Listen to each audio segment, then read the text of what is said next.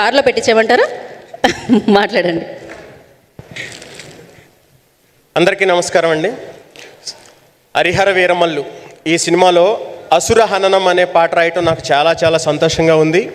అలాగే ముందుగా ఈ సినిమా గురించి చెప్పాలంటే సూర్య మూవీస్ ఏఎం రత్నం గారి గురించి చెప్పాలి.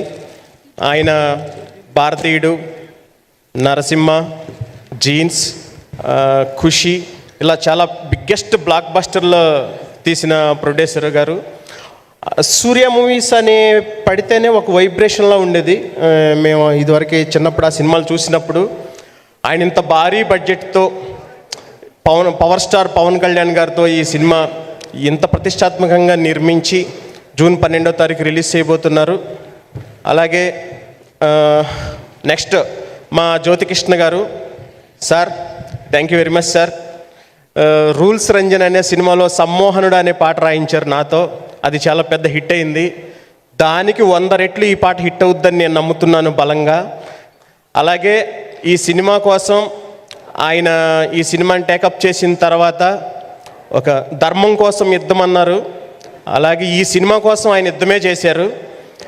చాలా తపస్సు చేశారు ఆయన ఈ సినిమాని కంప్లీట్ చేసి ఇంతవరకు తీసుకురావటం కోసం.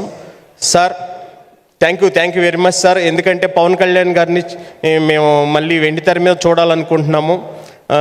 దాన్ని మీరు మీ తపస్సు వల్లే ఇది ఇంత త్వరగా వచ్చింది అనుకుంటున్నాను. All the very best sir. ఇంకా నెక్స్ట్ మా కీరవాణి సార్ మీకు రుణపడి ఉంటాను సార్.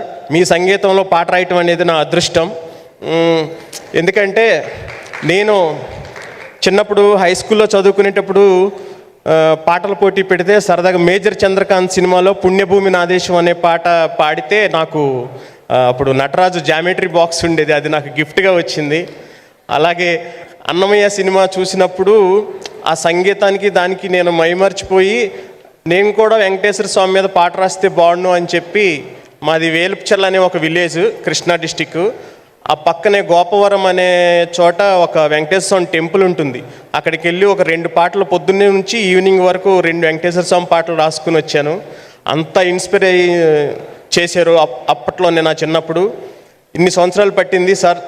ఎందుకంటే భారతదేశం కీర్తి ప్రతిష్టల్ని విశ్వవ్యాప్తంగా విస్తరింపచేసి మన కోసం ఆస్కార్ తీసుకొచ్చిన ఆ మహానుభావుడికి అందరూ ఒకసారి క్లాప్స్ కొట్టాలి.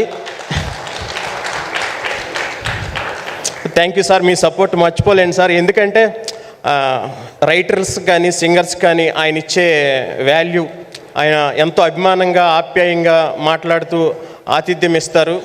నేను దాన్ని పొందినందుకు చాలా కృతజ్ఞతగా ఉంటాను sir. Thank you very much sir. ఇంకా next power star Pawan Kalyan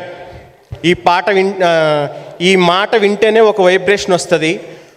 Pawan Kalyan guarantee పోరాటం, పవన్ కళ్యాణ్ గారంటే ప్రకాశం, పవన్ కళ్యాణ్ గారంటే ప్రళయం, పవన్ కళ్యాణ్ గారంటే ధైర్యం, పవన్ కళ్యాణ్ గారంటే అది అంటే మనం అన్లిమిటెడ్ పవర్.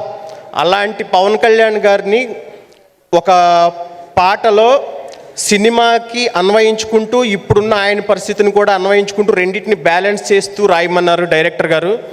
దాన్ని నేను బాగానే చేశాను అనుకుంటున్నాను. ఇప్పుడు పాట రిలీజ్ అయింది. మీ అందరూ ఈ పాటని చాలా పెద్ద హిట్ చేస్తారని కోరుకుంటూ ఈ సినిమాని కూడా చాలా బిగ్గెస్ట్ హిట్ చేయాలని మీ అందరినీ కోరుకుంటూ thank you very much. Keeravani sir, thank you sir.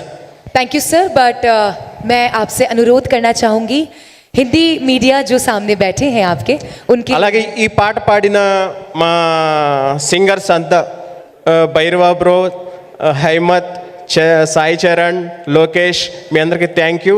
అలాగే కోరస్ అందించిన మా సింగర్స్, ఎందుకంటే ఈ సింగర్స్ అంతా నాకు ఎప్పటి నుంచో పరిచయం. నేను ఒక పెద్ద సినిమాకి పాట రాయాలని వెయిట్ చేస్తూ ఉన్నారు. థ్యాంక్ యూ బ్రో, మీ சப்போர்ட் மச்சிப்பலேனு. Thank you very much. பாடலாசிரியர் அறிமுகப்படுத்தினீங்க சார். எனக்கு தெரிஞ்ச அடுத்த படத்து கதாசிரியர் வந்துடுவார் நினைக்கிறேன். எனக்கு அவர் தமிழில் கேள்வி வைக்கணும்னு ஆசை தான்.